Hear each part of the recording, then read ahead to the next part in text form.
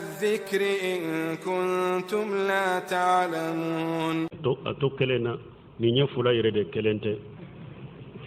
ñininkali folo comme muso ka wajuru ke misiri kono ñininkali folo ya fo cogo min na a mankante bo imo de fo a mankan bo be kene kuma o muso ka wajuli misiri kono na mankan be bo mi koro wala wali cew ba mi waye haramu ya islamiya sariala o tebbe munna doni ke baga be bennen baka salli walete muso ka salli jolite muso ka munna ciden ko ni muso be misiri kono ni almami trompera cew ka ko subhanallah muso kana subhanallah fo ka tegere fo aka wali cew kana me munna labbaika fola ciden ko jibrila ya fo alaye ko cew ka pereni labbaika foliye me muso don ke ba be bennen ba ka muso kana ikal labbaika bokene ma kana fo munyoke aka wali cew kana me donc atebe muso ka wajuli ke misiri mi korola ni mogo ba mi waye haramu ya islamiya sarala o tebe aye awa minye yere muso kana wajuli ke misiri yere kun hara kante bo o yere tebe islamiya yere sariya kono parce que misiri e cew de ka yoroye muso mi niye karamo ye wajuli kelay yoro dilay ka so kono muso ka nyogon soro yeke o be muso dama ka yoro do dilay ka nyogon soro nko ciden tile la muso nana ciden ma ko cew ni ka hadisa be tara ulu be misiri kono be hadisa fo ulu ba me ante yala ciden ko muso ma don la cew sen ka bola mbena misila u fana kana misila ka wajua ciden yore fo ciden ko muso ka yoro de nyini ka fara nyogon ka betu segere est ce que ye jendu ma kana ka misila ko bena hari la meleke aku ka yoro do nyini ka fara nyogon ka ko betu segere muso ye yoro do de nyini ka fara nyogon ka ciden taru segere don de lakka me kwamba setu jora ciden ka misila ka mo waju don de lakka me kwa segera misila kwa ye mo waju se mo tunye hari nu ye mo nyogon soso mina o tetamba o seta welo o be mo fura de wuli o be tamba setu nyini ka min warai hijab ka to aka soko no hijabu ba no wace ni soko fela ube an ba shi tunyinin ka an yi nyogon soso ni hadisa la an ba shi ta ba fuye una bena misirila on ko shagal bani yo de fosil salata hadisi sahiha kono ako hari min fuleke ni jan labayna ko dayati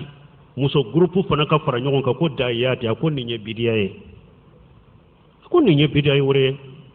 ako maliki nunu muso temina jonyu ka weleli kibariyame jonni ka wajuri kan kibariya min misirula ahmad ibn hanbal kan muso temena ako jonni mo ku de la ka fara nyongo ka ke groupe ko da yati jonni ye beta misirla ku beta wajuri ke ako nin da yati min fulin ni nyebida me ako allaba u beta misiru fana la ka ta wajuri ke ana ube amana albani sili salata sheha ba kono ako allaba u beta misiru fana kono ka ta sigi ku beta wajuri ke de o fana ya damana bidiya were tuguni o kera uba make o kera mugo bolo donc muso hari kana farda yere salli ci de nyemu fo akul la taminu ima alla masajid allah wala yaghri tafilati wa buyutuhunna ghayru lahunna hari kana salli kata dire sagi ka salli kati ka sokuru ci den ko ni alaka jo muso ya nyina fe ku bina misirila akanu balu kana salli mais wala yaghri tafilati nu be bo fari kono yoro bede ka sutura kasa jalan kana kula me wona tabe ka sallu ka sokono de kawso kana misila o ye salli re janko muso kata faranyon ka ko awbe wajulike ube kam mikrota o ye haramu ye o te be islamiya sariala et puis ita ye sunna mo si bolo fo munu nya yere dambe kata sunna mamali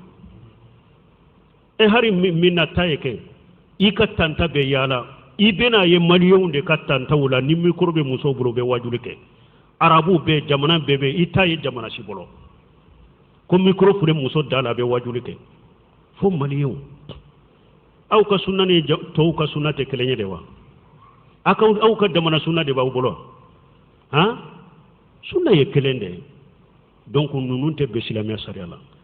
ambe min faraka fana min ya hari muso fule kata wajulu min ka rajula ubeta wajulu min ke telewula abe haramu te islamiya sariya ko Sheikh Abdullah Bumbayi ka fatawa boka muhammad ibn salim bin seminari wala ka fataba boka kitabu do dilalen boka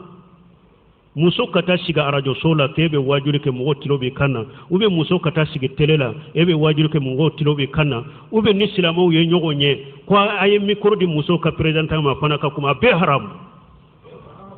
ni be haram muslim ya sare ala te sunna kono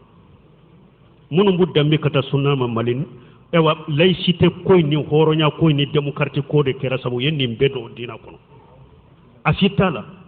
abe laicité defani démocratie defali ka kafiru ko haklina defa jamana kono ka laicité defa ka démocratie defali de fule ni be sino ni sitan ni sunna senema yin kono awde yadda kono ta kono uso kata ewa tele sola ibi bolo fili yambe ibe kuma yambe tanke itara sigi tele la benya bila ibe kuma betilo bila itara siga rajola betilo bila iteta mi korta ka salli wala munyi bani salli wala na ni salli wala la ki ndoron de tamewa silamia sariya yo bali ebe ta arajo sola dugu jamana mumen be ame ebe ta tele sola jiya benya bila jiya be ba me oni salli wala juman ka jugu donc nunu te be silamia sariya la bon aye min faraka fulana min ye muso ka akan resire ayere ka sige ka kan resire bashi tola anyogona muso kata lame muso abdallah bumbaji ko ni muso ya kan resire ni ce min yado muso fule ka kuma maudu min kan nafa ben kan ba lame akan tin fitina ako bashi tala ka kaseti lame min ni mugo yado ni muso ka kan min fule ni ya lame billah fitina haramu ya ka lame muso kambe mo fitina fana de anyona de la ka ke antara conference dola muso do kumana ne yire de ya me mo dola akuni muso min kumana ko grama kanye ale fitina chogo mi ala de bado o de la ka ke jamana en kono ya o de to har ya Sheikh Albani nyinin ka ko muso u ka shige ka qur'ana kala mikro la tajwidi chew balla me ko atebe o be tege jamana en kono ya muso be mikorta ka qur'ana kala ka tajwidi ka kanya ni qur'ana ka tajwu be sigi kalame ni shite be islamiya sariya kono har albani ko muso mi ni ka kalande no iba kala kunna ba ka diresu kalaika ko akana idi khamunin kunna ni tajwidi ke aka kala ka kan sempulu chogola me akana kan jana ka idi khamuni kunna uke ni ba lamme hari ka kalande de akunna ba ka diresu sabiya kana tajwidi aka kura akaraka nsempulula me akana tajwidi albani nunu de sunnata anyema ka sunna fo anyema ka barakina me on ka sunna modeli munun fulene nye kata kafir hakrino de lastino demokratu fara dina ka ko sunna donc ambe min fo ni yerola nim famura ninde do aka kashetuta aka kasheti talew bashi tala anyogona musoku lame ani chemi yere nabe kuma yoro min kayma che ka kuma me ala bo iba fe ko lamme ka yoruni nafa soro ite fitina na kanye bashi tala ka kaseti lamme wala me minye kam misir wajuri ko kano ke parce que cewde tayro ye misiru ye uni cew be se kan nyagambe nyogona misiru ko tebbe ni kanyi ni kali fulam nan anya balala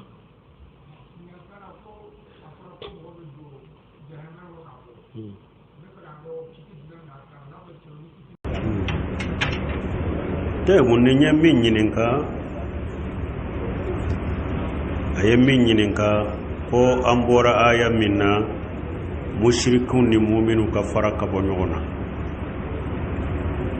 bonni mo minye ake sisa eni mushrikun be fara nyogonka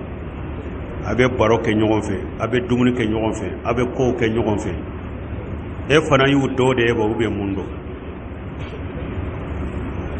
o don ke ba wiya yira ni mo mi bidiya mo nyagambi nyogona mushriki nyagambi nyogona ni e yere ya do ni nya mushrike ni nya bidiya mo ima faraka ka bidiya la de me abe yoro min beta an ka nyogon kuma nyogonya kan ne shi haka ye ka bilashira ka wele ka bo mushrike la ka wele ka bo bidiya la ni yere yaro ni tara mo fe kuma nyogonya be se ka timani nyogon che puri kan ne shi haka ye abe se ka ke nyogon ka wala puri ka wele ka bo bidiya na ni shirku na bashi tola an ya fo buna basa tara ewa shiyaw fe ka to waju chogome pour ku wele ka bo harura dugu do de do shaw tara fara nyogon kay ba woro ha khawariju ba woro nyogona buna basa taru waju ku ne shiha ku ye ka konanja ku ye ba fula tubira do ko banani donc ni yere fana ya do kata bida mo fe kata mushrike furka bila sira ka wole bashi tola men ni yere ya do mushrikin min ye kanna gele itaka bida mo min ye kanna gele itaka e kan nyaga mi nyogonya etake kan ne siha kai ete sika wole ete sika cinya foy ka ke nyogon kete waye haramu mo tebbe waye ka ciyani galonde nyagambi o tebbe ibolo bal ahli sunna wal jamaa salafu munun yere temena mogo nulu ye ini bidia mogo be nyogon fe ibi waju folo ka kumike folo karasa ni nye bidia mogo de ina kana ke nyogon fe ni yu waju ima mesinya fulana yiye ini bidia mogo be nyogon fe iba be ke berekelenye ibe yere ke bidia mogo de sisa ulu ye sunna mogo dibu yere kolose yere masisa ko parce que bidia mogo de ibi konte bida mogo dala bal Cheikh Abdallah Bombaji kakka seti dobe uya nyininka mogo min be bida mogo tanu kama jamu yala amba konte bida mogo ya kwamba nam ako bida mogo de ako na tunta kanu ni atunta do ya tatanu har katanu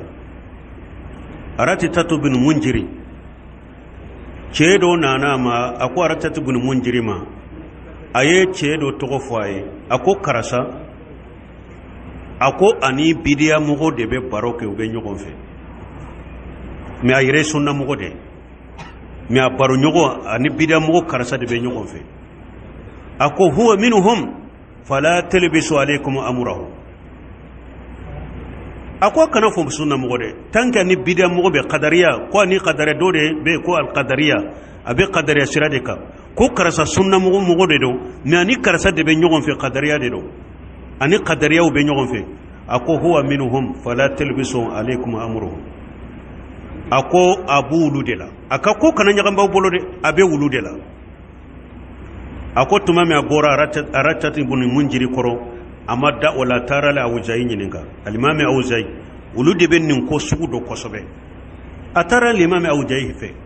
ako ne tara aratat munziri ibn munjiri ne tara nyininga ko karasa sunna mogo de do me ani qadariya be nyogon fe ako huwa minhum fala talbisu alaykum amrahu ako abe bidia qadariya de do aka ko kana nyagamba bolo alayo jaw fana ko huwa minhum fala talbisu alaykum amrahu ako abulu de la de tanka au bafo sunna mogo me ani qadariya be donka bola be to fe ako abe ulu de la aya konte ulu de la aka ko kana nyagamba bolo donc hali sunna al jamaa Ahmad ibn Hanbali nono uya Ahmad ibn Hanbali nyininka ko mogo do de do ani bidia mogo be nyalam abe ube tama nyogon fe amba konte bidia mogo wa akwaya awaju folo aye kuma fo afe folo iba soro ani bidia mogo be nyogon fe atado ko bidia mogo do akoy ko nanjia kay folo ka fo karsa ini min be nyogon fe bidia mogo de akonna ye ko nanjia kay o kofe aya ye ube nyogon fe aya konte bidia mogo donc min be salafu salihu bolo bidia mogo jenyo wala wayenninde ini bese kata ula nubu wele ka konanja kuya ni konanja manye enu be nyogon fete ubi bi tanu i udode ala kan kisikantan ewa episuna mo sunna mogo Muhammad ibn Hadi mar ghalibafo ako hari saudiya ulu yo chamanye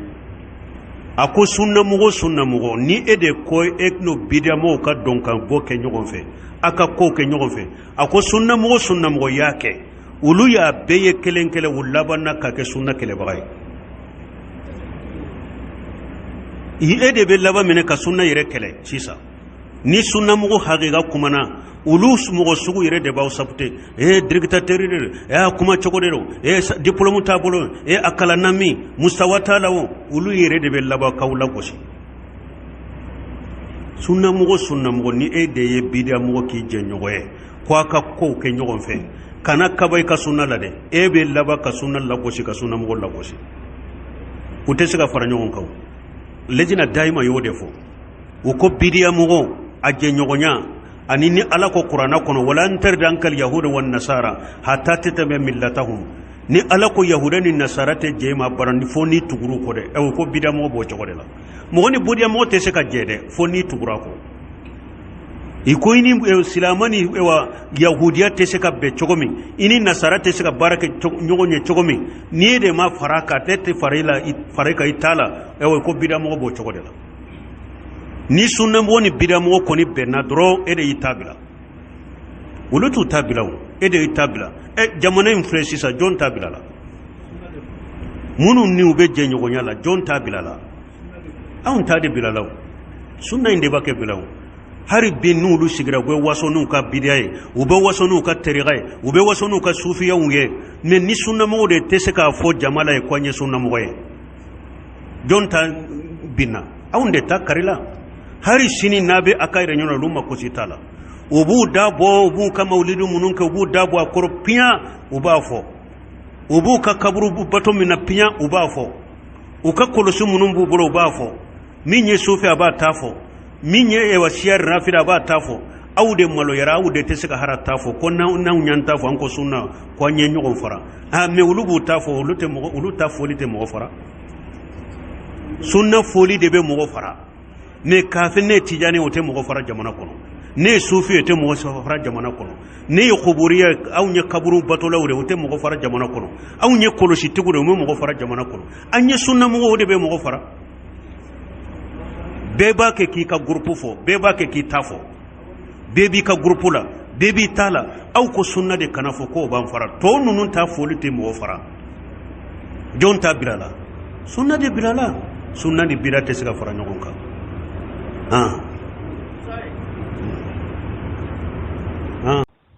alaka hakimandi jamana imma anka sagi kata qur'ana ma anka sagi kata sunna ma ala fahmi salafu salih ni hada made nyana maya wallahi min dina damu liman ya damu mugo ta surabara ni make tawhidi tigini sunna mugo de ala fahmi salafu salih ni mode soro ibe dina kono mete damu sidwala ni mo min yin tawhidi nyuman soro de yen sunna nyuman soro sarafu ka famuka e yere bi kali sani ikado tawhidi la sani kado sunna la sani kado sarafu tabulu ntum betilon kede la ntum te dina la yere ni yen min dina famu dongo do itumbe koko la ka koro yere ba ala kali ntum te dina la damu te ite dina ka damu soro ni tawhidi te ite ke dina ka damu soro ni sunnate ite dina ka damu soro ni te ni sarafiya ka wumbe mo ni salafiya soro ikeraka e yere sigile damu min be dina la damu min be limaniya la damu min be islamiya la iba soro dusukun kono alaka islamiya damu dama alaka damu dama alaka saganko anta joya ube aw bismillah Prêche TV sanfɛ sanga ni wagati bɛɛ lajɛlen na wajulukanw bɛ aw la sɔrɔ ni minnu ma abonné olu bɛ se k'u abonné ni ka cloche activé walasa an ka video nataw olu bɛ se ka aw la sɔrɔ cogoya min na